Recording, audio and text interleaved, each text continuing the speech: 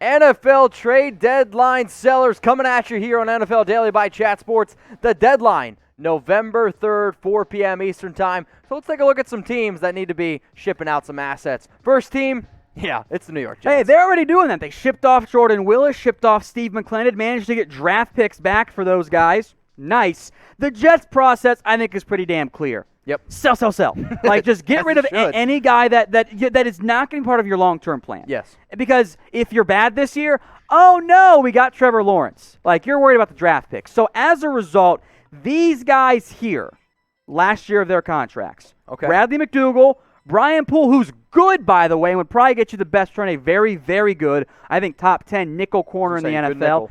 Avery Williamson, Marcus Maye might be someone that you pay, but you kind of want to make that decision now. Because for all of these guys, if you lose them in free agency, because you're probably going to spend as well in free agency, you're not really going to get much back in terms of the compensatory pick process. So if you can get day 3 picks for these guys, maybe a little bit more for Poole or May, I'm selling and hoarding draft picks to build around this upcoming rebuild with a new coaching staff and a new quarterback. Now, the one guy that we've continued to talk about is Sam Darnold, because you kind of said new quarterback. If you have the number 1 pick, it's Trevor Lawrence. You got to take Trevor Lawrence. There are a handful of teams that should not take Trevor Lawrence at number 1 overall, and the Jets are clearly not one of them. So when it comes to Darnold, your decision is this. Because he's under contract this upcoming offseason, you have to decide, hey, do we trade him now or do we wait longer?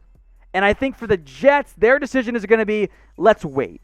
I think because there will be a bigger market available for him, you hold off, and then once you lock in that number 1 pick, you put Darnold on the block and you say, give us your best offer and take the best offer and get another asset of some type to add to Trevor Lawrence's team. Another player that's been in a lot of Jets trade rumors is Quinnen Williams. I'm not fully buying it because I think he's such a good player, and the reports were like a second-round pick. If I'm an NFL team, I get Quinnen Williams for a second-round pick. Absolutely. That report has been disputed. The line was, it wasn't a second, it was a matter of how many seconds they get back, which at that point, it's actually a first-rounder. That's what you're talking about there. The Jets, although Adam Gase is horrible, I like GM Joe Douglas. He got a pretty damn good haul back for Jamal Adams. Yeah. You think he's going to sell Quinnen Williams for pennies? Dude's got 3 sacks this year. He's actually played pretty well. They will listen to offers for anyone, but they're not going to give away Quinnen Williams. So if you're trying to trade for him, heck yeah, I'd offer the second. Even the Cowboys should offer that second rounder. I don't think the Jets accept it, though. So let us know which teams need to be sellers at the deadline the most. Remember, the deadline is, again, November 3rd, 4 p.m. Eastern Time. You got to be thinking about the teams that have no chance, that need to build, and they need to put talent around their younger pieces. So which team needs to sell the most? Let us know right now in the comments section. We don't want you all to miss out on our live NFL trade deadline coverage on November 3rd. Go ahead, hit that big red button that says subscribe. If you joined us for our NFL draft coverage, we were the number 1 most watched draft coverage. We're going to have a lot of fun, I promise you, for the trade deadline as well. Go ahead, subscribe, join us live. You definitely won't regret it. The Houston Texans next up here, a team that I think we all thought was going to be a little bit better. Have had some tough games, but clearly need to start selling. A lot of reports, Houston's like, trade for any of our receivers. Everybody's available, but those reports come from Jason La Canfora, and he sucks. Houston's in a weird spot because they have no first-round pick, no second-round picks. They already fired their lead decision-maker, Bill O'Brien. So if I'm Houston, again, a common theme here for these teams, trade guys who don't fit your timeline anymore, have substantially regressed and just want to get rid of that contract, or are on expiring deals. Kenny Stills, Will Fuller, last year of their contracts. If you're not going to pay them now, get rid of them. Maybe Will Fuller you hold on to because you might try and pay him. Kiki Cutie's been a backup for this team. Whitney Merciless just got paid, but he's been a bust since he got the bag. Maybe you get lucky and someone takes on his contract. Probably not. The guy I actually wouldn't trade away, though, is J.J. Watt. I mean, just because of not only what does he mean for this team, it's what he means for the city of Houston. I mean, you want to talk about a guy who raised ridiculous amounts of money for the city of Houston after the hurricane, and I know every Texan fan, I know Deshaun Watson's the quarterback, but let's get one thing straight. J.J. Watt is the face of that franchise, and he is the face of that city. Trading him away would be just a huge, huge blow to that team, no doubt about it. So let's play GM since Bill O'Brien sucked at it. What to do with J.J. Watt? Type K for keep. Type T for trade. Trade him for Zeke Elliott straight up. Who says no? Not Bill O'Brien. Oh, my goodness. This is one of those situations where if J.J. wasn't so important to that organization, it's so tough, man. I think you would consider. I think you have to be honest with where this team is at, and that's tough to do when you don't have a true decision maker. The other issue, is you have Deshaun Watson, and as long as you have a top 5 quarterback when he actually has talent around him, you're always kind of in it. Let's go to a team that I thought was definitely going to be in it. Was the Minnesota Vikings. They thought they were going to be in it. They traded for Yannick Ngakoue and went, oh no, we're bad, and then got rid of him in a span of like 3 months. Yeah. Which is very telling, and I give them credit for being honest with their team and going, you know what? We're not as good as we thought we were. So they got something back, and that wasn't a full-fledged sunk cost. Minnesota's thought process here is actually kind of tricky. Yeah. They have to go, how close are we going to be next year? Do we fully blow it up? Because if they want to completely reset, they can do it. I mean, they're kind of stuck with a bad Kirk Cousins contract right now, but you could trade away Anthony Harris. Yep. Pat Elflein's coming back from IR, so his value might not be great, but you could trade him.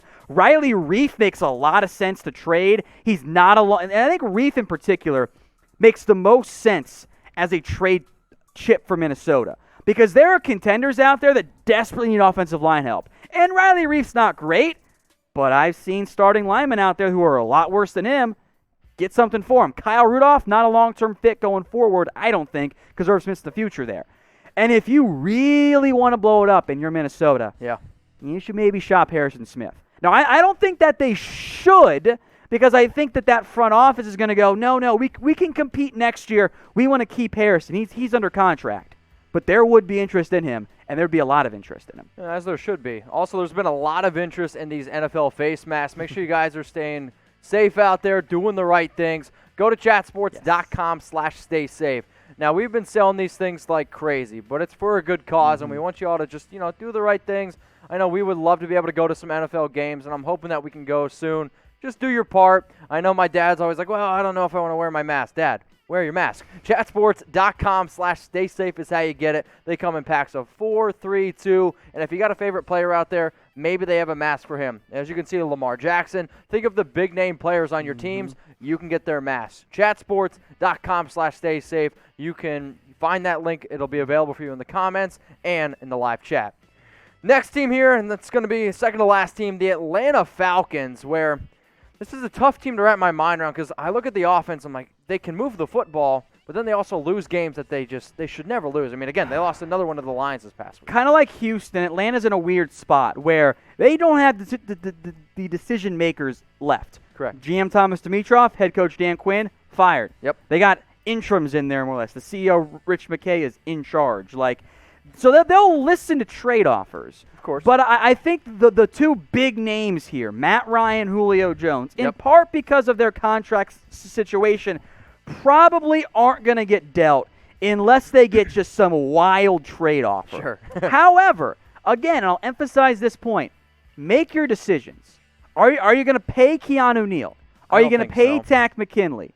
Probably not. So shop them. Yeah. See what you get back in a trade. Deidre Sennett is not playing for them for some reason. Maybe you get something, a former third-round pick. I'm not convinced Atlanta totally blows it up, but you got to listen for guys who aren't going to be on your team next year because you'll probably get more back in a trade now than you might get in the comp pick process. So type your votes in the comments section below. Should the Falcons do a total fire sale? That basically means just start trading.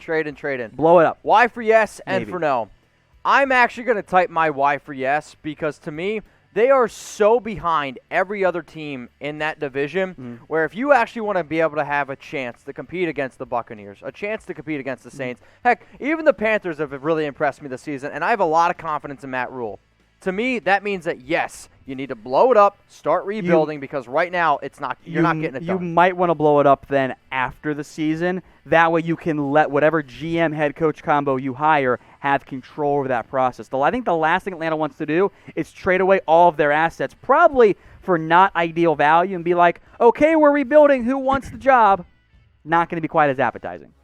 The last team that we'll talk about here on NFL Daily about it being a potential trade deadline seller, the New York Football Giants. Dave Gettleman, I know you're watching because your tech guy showed you how to make stuff work. For the love of all that is holy, please do not trade for another defensive lineman.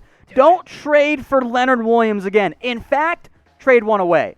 B.J. Hill, he's not playing for you. He's actually, I think, pretty darn good. But he's stuck behind other defensive linemen because you've drafted only D linemen the past couple of years. Love it. Logan Ryan's on a one-year deal. You might get a decent asset back for him. He's been okay for New York. Maybe a team has interest there. Cam Fleming has been okay, but I think you want to play both Andrew Thomas and Matt Parrott. Yep. So get rid of the other tackle. Get something back. Teams have interest there. Golden Tate, Evan Ingram, a little bit older players. They might get something back, which worries me because also you're trading away Daniel Jones' key pieces. But is Jones even the guy? I still think Golden Tate at least offers a lot of teams at least a reliable veteran wide receiver from the slot. You're not getting a 3 back this time. No, like the Eagles I think a team that makes a lot of sense for Golden Tate is a team like San Francisco, heck, even a team like the New England Patriots. But for me, Evan Ingram, man, when Evan Ingram first came out of Ole Miss, I kind of wish the Giants would use him the way that the Steelers used Chase Claypool, where you have a really big, athletic tight end. Figure out ways to move him around the football field. Figure out ways. And when he first came out as a rookie. You need to make him into a move tight end. That's not what the Giants are utilizing him for. Correct. I mean, it should probably be a little bit closer to Kelsey, who, of course, is a much better blocker than Ingram is, but they use him downfield. Giants haven't done that. I think it's been a misuse of their best offensive weapon with Saquon Barkley out, and that's on the Giants.